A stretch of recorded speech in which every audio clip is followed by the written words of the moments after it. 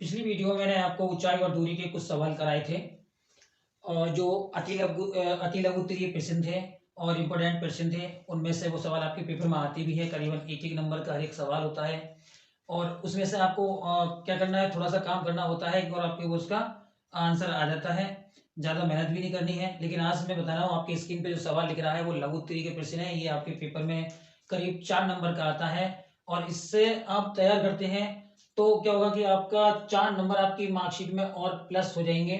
और जैसे कि मैंने पिछली वीडियो में भी बोला था कि आपको मैं हाइट एंड डिस्टेंस के सवाल जितने भी है सब एक ही विधि से कराऊंगा और एक ही तरीका होगा, उसको आपको ज़्यादा मेहनत करने की जरूरत भी नहीं पड़ेगी और आप इसको बहुत अच्छी तरीके से बहुत आसानी से समझ भी जाएंगे कि सवाल जो जब एक तरीके से आप एक ही तरीके को बार बार 10 बार अगर 10 सवाल करते हैं तो आपको बिल्कुल वो तरीका याद हो जाएगा। बस थोड़ी सी मेहनत करनी है, सवाल को समझना है और उसका समझ के चित्र बना लेना है। चित्र जैसे ही आप बनाते हैं डायग्राम, तो ऐसे समझ लीजिए कि आपका सवाल पूरा हल हो गया। अब आपके सामने स्क्रीन पर ये सवाल लिखा हुआ है जो मैंने एक किताब में से देखकर लिखा है यहाँ पर, और बहुत इंपॉर्टेंट सवाल है। ऐसे सवाल पेपर में बहुत आते हैं।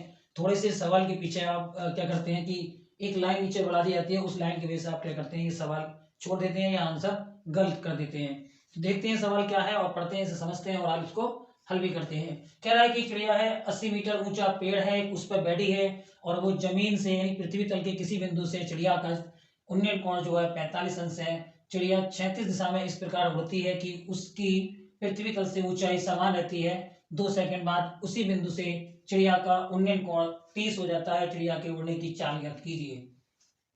यहाँ पे सवाल में कहा है कि एक पेड़ है, उस पेड़ की चोटी पे एक चिड़िया बैठी है और किसी समय वो जमीन पे जब देखती है तो उसका कोण 45 अंश बनता है। बनने के बाद फिर क्या होता है, चिड़िया वहां से उड़ जाती है और जमीन के जैसा आपकी जमीन है उसी जमीन से 80 मीटर ऊंचा जो पेड़ है उसी ऊंचाई से वो उड़ती हुई सीधी चली जाती है और वो 2 सेकंड बाद क्या बनाती है कि जमीन पर उसी बिंदु पर 30 अंश का आपका कोण बनाती है। तो उसने पूछा कि चिड़िया जो चल रही है उसकी चलने की चाल कितनी है। तो आपको चाल निकाल के लाना है। तो सबसे पहले क्या करेंगे, हम इसमें डायग्राम बनाएंगे। सबसे पहला काम हम हमेशा यही करते हैं कि इसका हम डायग्राम बनाएंगे, उसके बाद आपका सॉल्यूशन हो जाएगा। तो हम यहाँ बनाते हैं एक 80 मीटर पेड़। 80 मीटर ऊंचा ये आपका पेड़ हो जाता है जिसकी ऊंचाई 80 मीटर है। ए और बी बिंदु यहाँ दे दें। तो ये जमीन पर किसी समय यहाँ पर ये जमीन है, यहाँ पर इस तरीके से ये यहाँ पर ये बिंदु आपका सी है। यहाँ पर किसी समय चिड़िया का जो कोण बनता है, जैसे सवाल में कहा है, 45 अंश का बनता है। और यहाँ पर ये दूरी है वो दी नहीं है तो इसको हम x मान लेते हैं। यहाँ से यहाँ तक की इस बिंदु के बीच की दूरी जो है, दोनों की ए और सी के बीच की दूरी आपकी x हो जाती है। फिर वो कहता है कि उसी ऊंचाई पर क्या कहता है, उसी ऊंचाई से 36 दिशा में इस प्रकार होती है कि उसकी पृथ्वी तल से ऊंचाई समान रहती है, यानी कि जो ऊंचाई है वो समान है, इसी ऊंचाई से वो आगे बढ़ती है और 2 सेकंड बाद यहाँ से लेके वो यहाँ पर पहुंचती है चिड़िया। और यहाँ से और ऊंचाई तो इसकी यही है, जमीन ये जमीन तो ऐसे चली रही है और तक ये ऐसी रहेगी कहीं से कहीं तक। ये यहाँ से यहाँ तक ऊंचाई ये भी 80 मीटर ही रहेगी क्योंकि समान ऊंचाई कहाँ है। और यहाँ से जो बिंदु है, यहाँ से जब यहाँ पर एक कोण देखती है चिड़िया, यहाँ बिंदु को देखती है तो ये कोण जो बन जाता है उन्नयन कोण वो 30 अंश का बन जाता है। यहाँ पर नाम दे देते हैं, ये हो गया आपका ए बी सी, तो यहाँ डी दे दो नाम और यहाँ पर ई। कोई सा भी नाम किसी को दे दो, जहां आपको जो अच्छा लगता है वो आप नाम दे सकते हैं। ये आपका इस सवाल का डायग्राम बनकर एकदम तैयार हो गया। अब आपके पास दो कोण त्रिभुज हैं, एक त्रिभुज ये है एबीसी और दूसरा त्रिभुज आपका ये है सी डी ई। वहां हमने जो पिछली वीडियो में सवाल करे थे उनमें एक त्रिभुज बनाना था और आपको सीधे आंसर निकाल के लाना था। यहाँ पर दो त्रिभुज हैं, दोनों त्रिभुज को आपको सॉल्व करना है और उसी तरीके से हल करना है। बाद में उन दोनों को आपको एक दूसरे से समीकरण बनेंगे दो, उनको लगाकर और आंसर प्राप्त कर लेना है। तो देखते हैं इसका आंसर। कुछ कार्रवाई करनी होती है वो हमें पूरी करनी होगी। यहाँ से यहाँ तक की दूरी हमने x मान ली है और यहाँ से यहाँ के बीच की दूरी को हम y मान लेते हैं। ये आपके 80 मीटर है तो ये भी आपके 80 मीटर होगी क्योंकि उसने समान ऊंचाई की बात करी है। तो यहाँ पर कुछ फॉर्मेलिटी है वो पूरी कर लेते हैं। माना माना ये हमने जो माना है वो लिख लो, ए सी बराबर x हो जाता है, ए डी बराबर आपका y हो जाता है। पेड़ की ऊंचाई जो है वो आप लिख दें, पेड़ की ऊंचाई क्या है आपकी, ए बी बराबर 80 मीटर है और दूसरा डी ई बराबर भी आपका 80 मीटर है। कोण चाहो तो आप कोण लिख सकते हो, अदरवाइज नहीं लिखना चाहो तो मत लिखो, कोई फर्क नहीं पड़ता। इतना सारा आप लिख देते हैं अच्छी बात, और ज्यादा और लिख देते हैं तो भी अच्छी बात है। कोण जैसे हमारा बी सी ए है, बी सी ए लिख देते हैं हम, 45 डिग्री हो गया। और दूसरा कोण आपका जो है वो ई सी डी है, ई सी डी बराबर आपका 30 डिग्री हो गया। अब आपको पहले ये वाला त्रिभुज ले लेना है, फिर उसके बाद में ये त्रिभुज ले लेता है। लेने को आप दोनों त्रिभुज में से कोई सा त्रिभुज ले लें, लेकिन आप जहां तक है वहां तक ये कोशिश करें कि आप इस चीज को याद रखें कि कौन सा त्रिभुज हमें पहले लेना है। अब देखो यहाँ से यहाँ तक की दूरी ये तो इतनी हो गई, यहाँ से यहाँ तक की टोटल कितनी हो गई, वो होगी आपकी x प्लस वाई, क्योंकि यहाँ से यहाँ तक की दूरी आपकी पूरी कंप्लीट हो गई, दोनों को हमने प्लस कर लिया। अब हम पहले लिखेंगे त्रिभुज कौन सा ले लेते हैं, हम एबीसी वाला ले लेते हैं। तो ए बी सी में, एबीसी में लेंगे। यहाँ पर हमें क्या क्या करना है, जो पिछली वीडियो में मैंने बताया था कि यहाँ लंब है और ये आपका आधार है, ये त्रिभुज है एबीसी वाला, तो ये लंब और ये आधार, ए बी बटे आपका ए सी हो गया। अब यहाँ क्या करना है हमें, टेन थीटा, थीटा बराबर हमें कितना दे दिया, 45 अंश का कोण दे दिया। ए बी बराबर आपको 80 दे दिया और ए सी बराबर आपको x दे दिया। 45 का मान हम जानते हैं 1 होता है, और ये 80 और ये बटे में x की 1 से मल्टीप्लाई करेंगे तो x हो जाएगा और ये 80 मीटर हो जाएगा। इसे समीकरण आप एक नाम देके छोड़ दें। फिर चलते हैं त्रिभुज अगले वाले में। त्रिभुज आपका है सी डी ई में, यहाँ पर भी हम tan थीटा ही लेंगे क्योंकि ये लंब है और ये सब आधार है। तो ये लंब हो गया आपका ई डी और आधार हो गया आपका सी डी। देखो ये त्रिभुज पूरा है तो पूरा ये नीचे का आधार पूरा ही चलेगा। ई डी और tan थीटा बराबर आपको दिया है 30 अंश, ई डी बराबर आपको 80 और सी डी बराबर हमारा कितना हो रहा है x प्लस वाई, क्योंकि यहाँ से यहाँ तक की दूरी है। यहाँ इसका मान होता है 1/√3, जैसा कि आप जानते हैं 80 बटे x प्लस वाई, इसकी 1 से मल्टीप्लाई, इसकी 80 से, तो यहाँ पर हम क्रॉस वाली मल्टीप्लाई करते हैं, ये आपकी क्रॉस मल्टीप्लाई हो गई। यहाँ पर ये समीकरण नंबर आपकी सेकंड हो गई, यहाँ लिख देते हैं समीकरण फर्स्ट व सेकंड से। अब आपकी फर्स्ट और सेकंड क्या है, फर्स्ट ये है, यहाँ से x का मान समीकरण नंबर 2 में लगा देते हैं। तो x की जगह हमने लगा दिया 80 प्लस वाई बराबर 80 √3, 80 को उठाकर इसके पीछे ले जाओ, बराबर के दूसरी तरफ ले जाएंगे, चिन्ह यहाँ पर हमारा बदल जाएगा। यहाँ से 80 कॉमन कर लेंगे, यहाँ बचेगा आपका √3 - 1 बाई बराबर 80 ऐसे रहने देंगे, √3 का मान 1.732 लगाएंगे, माइनस का 1 करेंगे, 80 ऐसे रहने देंगे, अब गुणा चिन्ह लगा लो, इसमें से सब माइनस कर देंगे तो 0.732 रह जाएगा। 80 की गुणा कर दो, 0 8 दूनी 16, 8 3 24 1 25, 8 7 56 और 2 58, 123 ये पॉइंट आपका आ जाता है। वाई बराबर आपका 58.56 आ जाता है मीटर। ये आपकी यहाँ बीच की दूरी ये वाली आ गई, एक्स वाली दूरी आपकी ये आ गई, एक्स बराबर ये आ गया, वाई बराबर आपका यहाँ ये आ गया। अब ये आपको एक्स वाई मिल गए निकल के, और उसने पूछा है कि 2 सेकंड बाद उसी बिंदु से चिड़िया का उन्नयन कोण 30 हो जाता है, चिड़िया के उड़ने की चाल बताइए। तो आपकी वाई बराबर जो इतनी आई है, हम क्या करेंगे यहाँ पर चिड़िया की चाल निकालेंगे। तो चिड़िया की चाल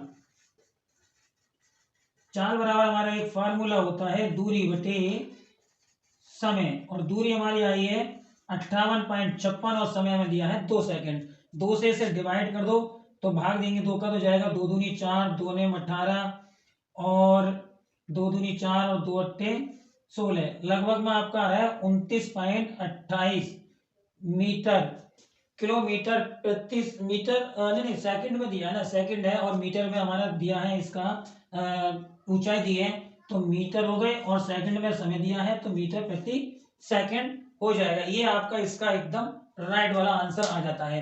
देखो इतना सा ही काम करना था बस, केवल इतने सवाल में, सवाल आपको पूरा सॉल्व होकर यहीं पे आंसर आ गया था। अगर वो पूछता तो दूरी ही पूछता दोनों की, तो दोनों को एक्स और वाई को प्लस कर लेते और यहाँ से यहाँ तक की दूरी निकाल लेते हैं।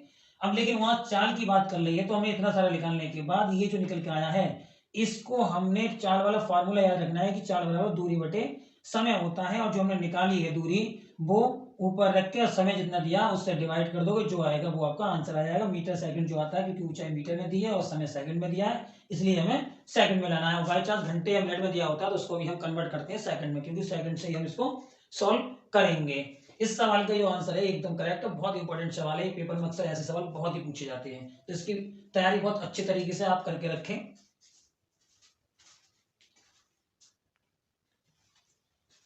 अब देखते हैं अगला सवाल। इसमें कह रहा है कि समुद्र तल से 75 मीटर ऊंची लाइट हाउस के शिखर से देखने पर 2 समुद्री जहाजों के अवनमन कोण 30 और 45 हैं। यदि लाइट हाउस के एक ही ओर एक जहाज दूसरे जहाज के ठीक पीछे हो तो 2 जहाजों के बीच की दूरी ज्ञात कीजिए। यहाँ पर आपका क्या है कि समुद्र तल से जो लाइट हाउस है, समुद्र में लाइट हाउस बना दिए जाते हैं ऊंचे ऊंचे, ताकि जहाजों को वो दिखाई दे कि रास्ता कहाँ पर है। वो लाइट हाउस है तो 75 मीटर ऊंचा है, और कह रहा है उसके शिखर से 2 जहाज समुद्र में चल रहे हैं। लेकिन उसने ये भी कहा है कि जो जहाज आपके हैं वो लाइट हाउस से एक ही ओर है, एक ही साइड में है। तो उस एक जहाज है, उसके पीछे फिर दूसरा जहाज है, उन जहाजों के बीच की आपको दूरी निकालनी है। तो सबसे पहले यहाँ पर कह रहा है अवनमन कोण 30 और 45 है उनके भी। तो यहाँ पर हम बनाते हैं एक लाइट हाउस, आपका ये लाइट हाउस हो जाता है ए और बी। यहाँ से कह रहे हैं कि एक बिंदु यहाँ पर जहाज है आपका, दूसरा जहाज आपका यहाँ पर है, क्योंकि लाइट हाउस की एक ही ओर है। एक जहाज का कोण यहाँ पर बनना है, एक जहाज का कोण ये बनना है, लेकिन ये सब कोण जो है वो आपके अवनमन है। यहाँ पर ये बनेगा और एक ये बनेगा। ये आपका जहाज है जो पानी समुद्र में तैर रहा है, इसे नाम दे सकते हैं आप। यहाँ पर इस तरीके से नाम दे दो यहाँ पर। अब कोण की बात आती है कि 30 और 45 है, तो यहाँ पर हम कौन सा कोण 30 लें और कौन सा हम 45 लें। तो देखो जाहिर सी बात है कि जो कोण आपका चौड़ाई में ज्यादा होगा, इस तरीके से चौड़ाई ज्यादा होगी, वो आपका बड़ा कोण होगा, और जिसकी चौड़ाई कम होगी वो कोण आपका छोटा होगा। तो जैसे इसकी चौड़ाई कम है तो ये 30 हो गया, और इसकी चौड़ाई ज्यादा है तो ये आपका 45 हो गया। जब ये 30 बना तो ये भी 30 बनेगा, ये 45 बना तो ये भी आपका 45 बनेगा। और जो ऊंचाई है आपके टावर की वो आपकी 75 मीटर है। यहाँ पर हम क्या करें कि हमें जो दूरी पूछी है वो ये 2 जहाज हैं, इनके बीच की दूरी निकालनी है। इसको हमने x मान लिया और इसको हम y मान लेते हैं। टोटल की बात करेंगे तो x प्लस वाई हो जाएगा, लेकिन इसकी हमें आवश्यकता ना पड़ेगी, लेकिन फिर भी हम इसको मान लेते हैं। ये आपका इस सवाल का डायग्राम बन के तैयार हो गया। अब सवाल सिर्फ हमें हल करना है। क्या करना है, पहले एक त्रिभुज ये लेना है, बाद में ही ये त्रिभुज लेना बड़ा वाला। तो यहाँ पर कुछ फॉर्मेलिटी है जो करते हैं कि माना जहाजों के बीच की दूरी डी सी बराबर आपकी x हो जाती है, ए सी बराबर आपकी ये y हो गई, और यहाँ पर ऊंचाई जो है वो मीना किसकी लाइट हाउस की जो ऊंचाई है वो आपकी यहाँ लिख देते हैं, लाइट हाउस की ऊंचाई कितना है, ए बी बराबर आपकी 75 मीटर है। यहाँ 2 आपके अवनमन कोण है, 2 उन्नयन कोण है। आप कोण लिखें तो लिख सकते हैं, नहीं लिखना चाहें तो ना लिखें, इतना ही काफी है। अब यहाँ लिखेंगे हम त्रिभुज, पहले हम ले लेते हैं ए बी सी वाला। ए बी सी में यहाँ पर हम क्या करेंगे, tan थीटा लेंगे क्योंकि लंब और आधार दिया है। तो यहाँ पर हमारा ए बी बटे ए सी हो जाता है। अब इसके बाद आपका ये हो गया, तो यहाँ पर हमारा tan थीटा, थीटा का यहाँ पर मान लगा दो कितना 45, ए बी बराबर आपका 75, और ये त्रिभुज है केवल इतना सारा एबीसी वाला, ये बाई है आपका, इसका मान 1 हो गया, ये 75 और बटे में बाई, और बाई बराबर आपका 75 मीटर आ जाता है। ये आप समीकरण नंबर 1 देने से। अब चलते हैं त्रिभुज ए बी डी में, यहाँ पर लगाएंगे। अब करेंगे हम tan थीटा बराबर ए बी लंब हो गया, आधार आपका पूरा ए डी हो गया। यहाँ tan थीटा का मान आपका कितना दिया है, 30 दिया है, ए बी आपका 75 दिया है, ए डी पूरा ए डी है तो x प्लस वाई आ गया, बल्कि ये वाली दूरी भी आपकी काम में आ गई, x प्लस वाई। यहाँ पर मान लगा दो 1/√3, ये 75 बटे x प्लस वाई, इसकी 1 से गुणा करेंगे तो x प्लस वाई, इसकी इधर गुणा करेंगे तो 75√3 हो गया। इसे समीकरण आप दे सकते हैं नंबर 2। अब समीकरण 1 और 2 से यहाँ लिखेंगे समीकरण 1 व 2 से। अब हमारी 1 ये है, 2 ये है, यहाँ से y का मान इसमें लगा दो, x प्लस वाई का मान आपका 75 हो जाता है। ये 75√3 होगा, 75 को उठा के इसके पीछे ले जाओ, 75√3 माइनस 75 बराबर 75 कॉमन ले लो, √3 माइनस 1, x बराबर आपका जो आ जाएगा, अभी यहाँ पर √3 का मान लगा देते हैं और ये माइनस का 1, 75 यहाँ पर घटा दो तो 0.732 हो गया। इसके आपस में गुणा कर लेते हैं और गुणा करने के बाद यहाँ पर आप लिख लेंगे। मैं गुणा कैलकुलेटर से कर लेता हूँ, आप कैलकुलेटर का यूज ना करें, आप कैलकुलेशन करें इसको। कैलकुलेटर से मैंने गुणा करके देख लिया जल्दी की वजह से, इसकी जो गुणा आती है वो आपकी ये आती है और ये इसका आंसर आ गया, क्योंकि उसने जहाज के बीच की दूरी पूछी है और वो हमने x मानी और x बराबर आपकी जो निकल के आया है वो ये आया 54.9 मीटर। तो जहाजों के बीच की दूरी आपकी ये आ जाती है। ये आपका एकदम आंसर राइट वाला है गया। अब देखते हैं सवाल नंबर अगला। इसमें कह रहा है कि एक वृक्ष आंधी के झोंके से कुछ ऊंचाई पर टूटकर लटक गया। यदि वह बिंदु जहां वृक्ष का ऊपरी सिरा भूमि स्पर्श कर रहा है वृक्ष का आधार से 6 मीटर दूर हो तथा लटकता हुआ भाग पृथ्वी के साथ 45 अंश का कोण बना रहा हो तो वृक्ष की ऊंचाई क्या थी। यहाँ पर मैं समझा दूं आपके लिए, एक पेड़ है, पेड़ काफी ऊंचाई का है। अब होता क्या कि आंधी आती है और आंधी में वो बीच में से पेड़ टूट कर और वो इस तरीके से लटक जाता है। जहां से टूटता है वो ऊपर से, वहां से वो अलग ना होकर जुड़ा रह जाता है और जमीन पर आकर वो टिक जाता है। लेकिन जहां पर टिकता है उसकी जड़ थी, उस जड़ से कुछ दूर, यानी कि यहाँ पर लिख रहा है 6 मीटर की दूरी पर जाकर उसका सिरा जाकर टिक जाता है। तो यहाँ पर पूछा कि पूरा पेड़ था जब खड़ा था तब उसकी कितनी ऊंचाई थी, वो निकालकर आप बताइए। ये सवाल बहुत इंपॉर्टेंट सवाल है, पेपर में ये बहुत बार आ चुका था और बहुत आता है, बार बार आता है। इसको बहुत अच्छे तरीके से याद करना, बहुत ऐसा ऐसा समझो, बहुत बहुत इंपॉर्टेंट है ये। और आपकी जो बोर्ड एग्जाम आ रहा है 2024 के, उसके लिए तो काफी इंपॉर्टेंट है। आता जरूर है, ये किसी न किसी सेट में जरूर दे देते हैं इसके लिए, इसलिए इसकी तैयारी बहुत अच्छे तरीके से आप कर लेना। ज्यादा कठिन नहीं है, बहुत इजी सवाल है। देखो मैं बताता हूँ, समझ में आ जाएगा। कैसे क्या करना है कि यहाँ पर हम एक पेड़ बना लेते हैं इस तरीके से। आप इस टाइप से पेड़ बना लीजिए इधर, ऐसा करके आपने एक पेड़ बना लिया। यहाँ पर पेड़ का नाम दे देते हैं हम ए और ये बी। अब क्या होता है कि हमारी जमीन है, ये इस तरीके से मान लो जमीन है, जमीन पे पेड़ खड़ा है। अब आंधी आई, आंधी आने के बाद ये यहाँ से टूट कर, इतना ऊपर का हिस्सा टूट कर ये इस तरीके से आकर ऐसा करके और ये ऐसा करके इधर को यहाँ पे लग जाता है। इसको मैं इतना मिटा देता हूँ। ये वाला हिस्सा आकर यहाँ पर ये यहाँ पर आकर लग गया। मैं इसको और थोड़ा बड़ा कर लूं ताकि आपको लगे कि हाँ ये सही है।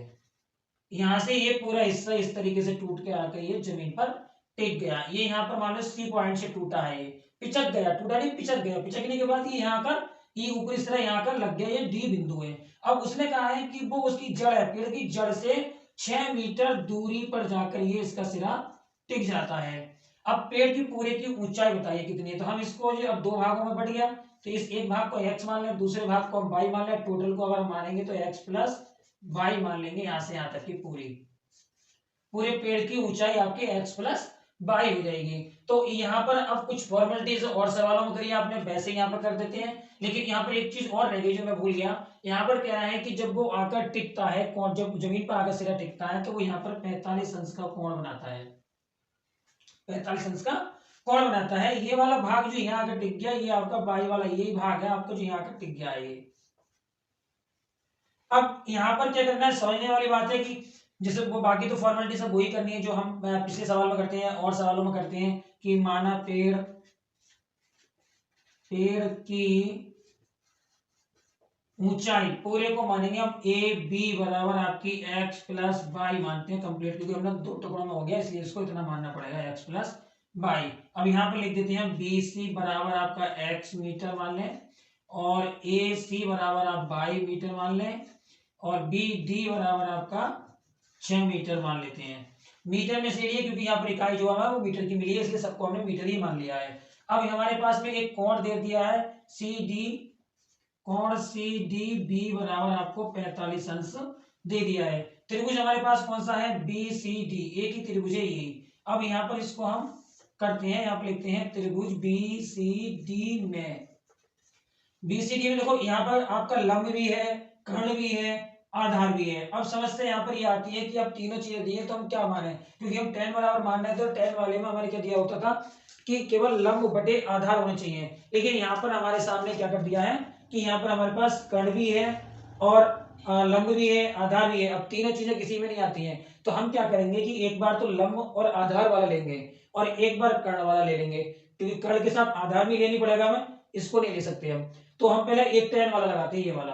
तो यहाँ पर हम लेते हैं tan थीटा बराबर हमारा लंब बटे आधार हो गया BC और बटे में BD। यहाँ पर हमारा 45 हो जाता है ये, और ये x हो गया और ये BD बराबर 6।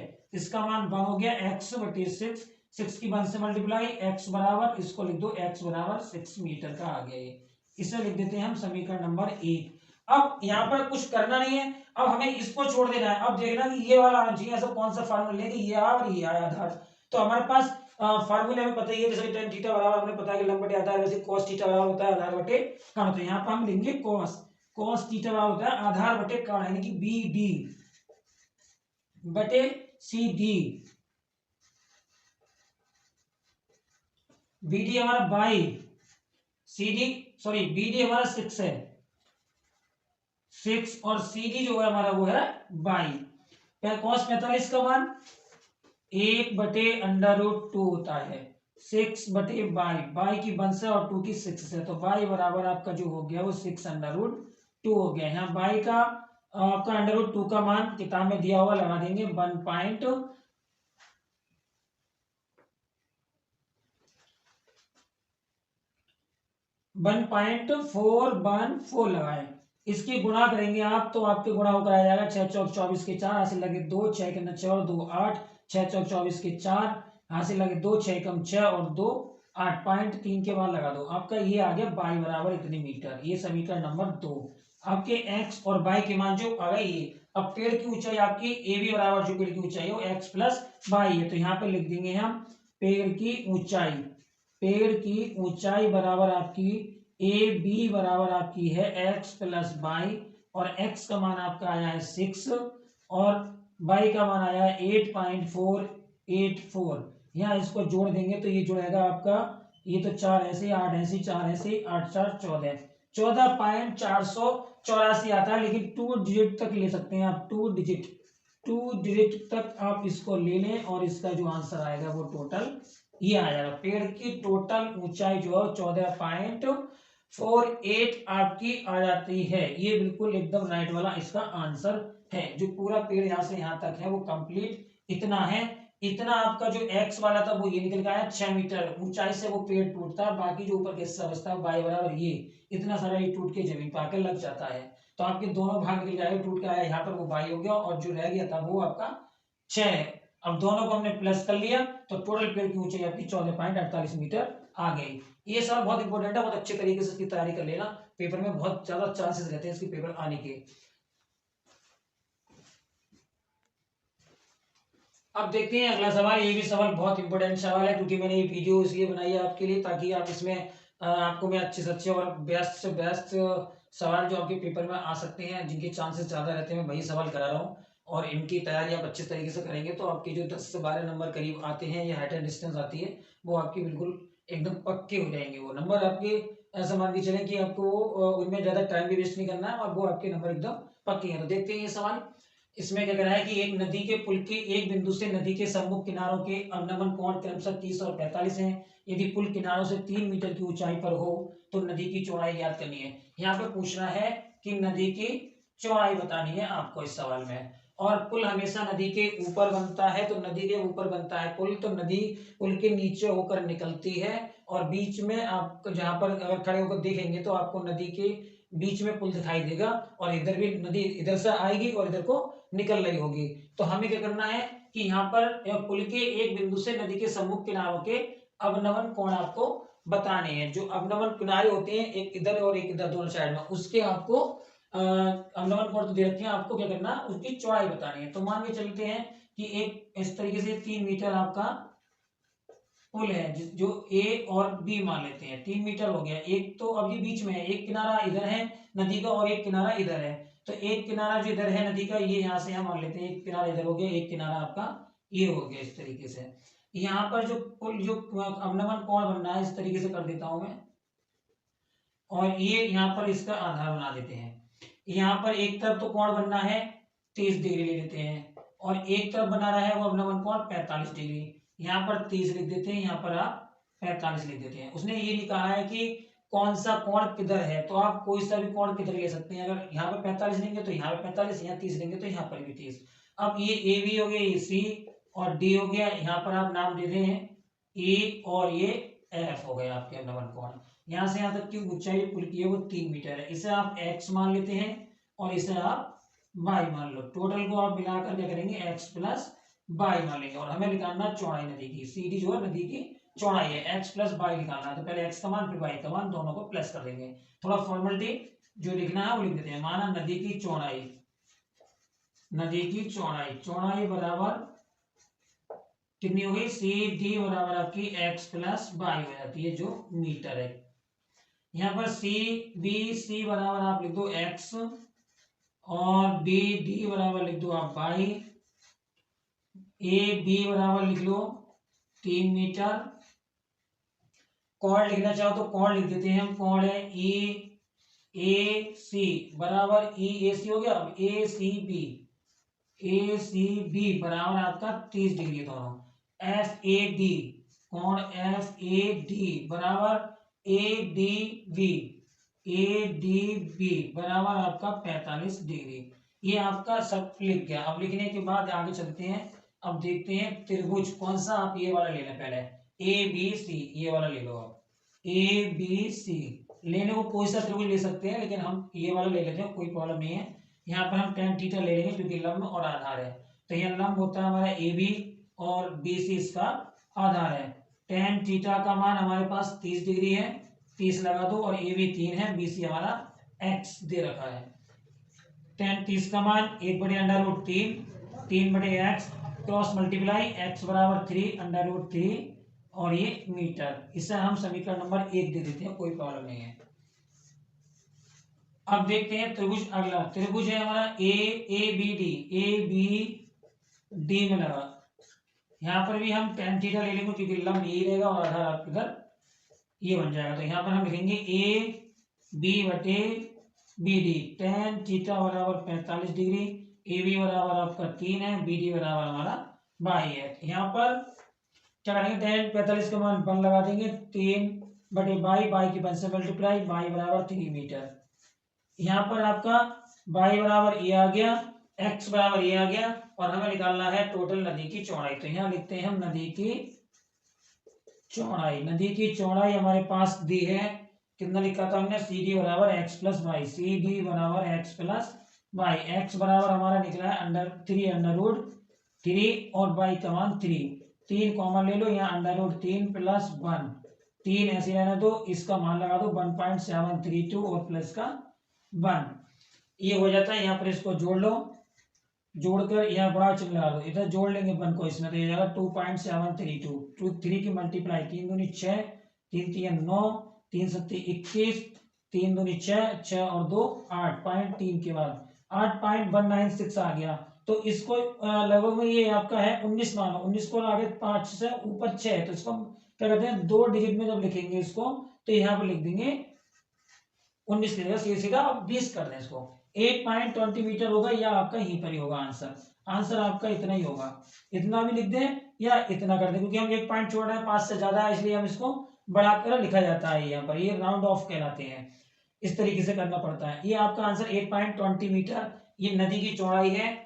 और जो यहाँ इसने सवाल में पूछी थी कि नदी की चौड़ाई, वो लिख करके आपकी ये आ गई। आपने इसमें क्या करना है, देखो एक बार और रिपीट कर देता हूँ, एक बार आप इस त्रिभुज को ले लें, एक बार इस त्रिभुज को ले लें। किनारे उसने पुल के जो बीच में है, एक इधर लेफ्ट में एक राइट में है, कोई भी कोण किधर ही ले सकते हैं, लेकिन जो यहाँ होगा वो ये रखेंगे, सेम करेंगे इस तरीके से।